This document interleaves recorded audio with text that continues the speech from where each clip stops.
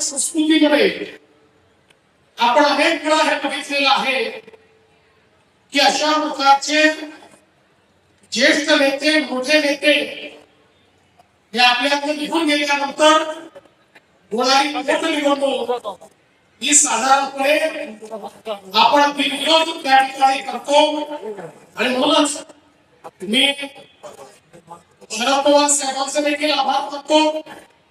कालही त्यांनी मला फोन केला आणि सांगितलं तुम्ही बारामतीला चला, आमचं पूर्ण समर्थन हे सुनेत्राबाईंना आहे. त्यावेळी या ठिकाणी वेगवेगळे फॉर्म पडले होते. त्यावेळी काँग्रेसच्या प्रदेशाध्यक्षांना धनंजय मुंडेजींनी माझा फोन लावून दिला. त्यांना मी विनंती केली की महाराष्ट्राच्या संस्कृतीला साजेसं आपण या ठिकाणी काम करावं.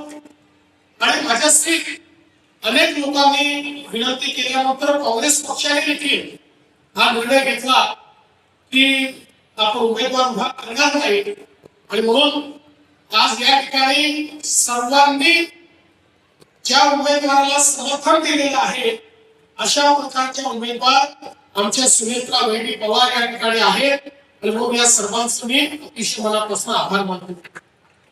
खरं तर या सभेकरता किंवा बारामतीमध्ये सभा घेण्याकरता माझ्यासहित या मंचावरचं कोणी आलं नसतं तरी देखील तुम्ही रेकॉर्ड मताने बहिणींना निवडून केलं. पण आमच्याकरता निवडणूक नाहीये. आमच्याकरता दादांच्या स्मृतीचा यज्ञ सुरू आहे. आणि या यज्ञामुळे आपली आहुती जर टाकली नाही तर आम्हाला जन्मभर हे वाटलं असतं की काहीतरी राहून गेलं. कारण आपल्याला कल्पना आहे यज्ञामध्ये जर आहुती टाकली नाही तरी यज्ञ होतो. पण आपल्या मनाला म्हणून राहते की आपण ती आहुती टाकू शकलो नाही.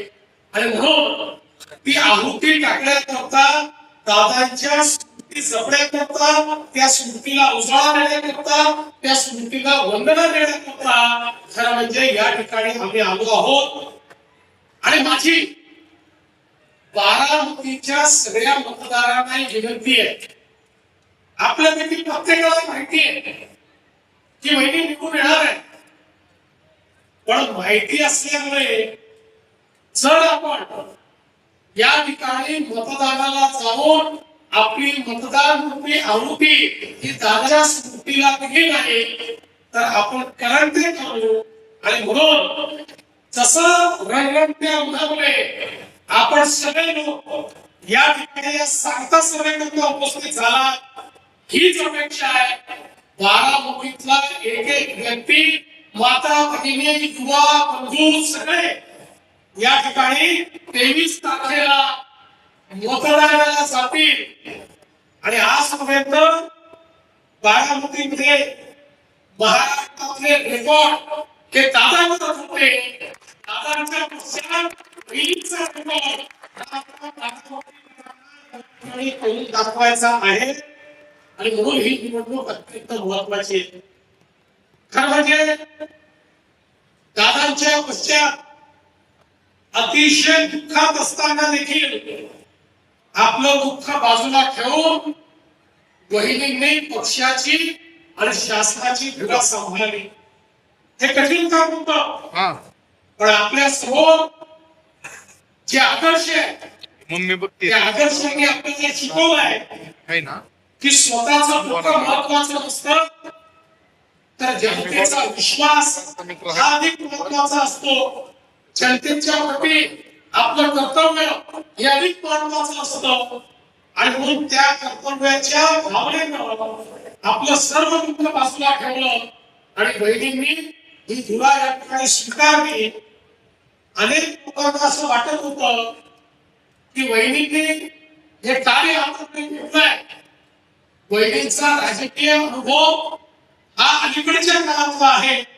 त्या खासदार झाल्यापासून सक्रिय राजकीय क्षेत्रात ते आले आहेत. त्यामुळे ही जबाबदारी त्या सांभाळू शकतील नाही. पण इतके वर्ष सामाजिक क्षेत्रात, आर्थिक क्षेत्रात आणि आपल्याला कल्पना आहे शिक्षणाच्या क्षेत्रात वैज्ञानिक कार्य केलं. दादांची साथ त्यांनी दिली, दादांच्या पाठीशी त्या उभ्या राहिल्या. त्यामुळे राजकारण देखील अतिशय जवळून त्यांनी बघितलं. नव्या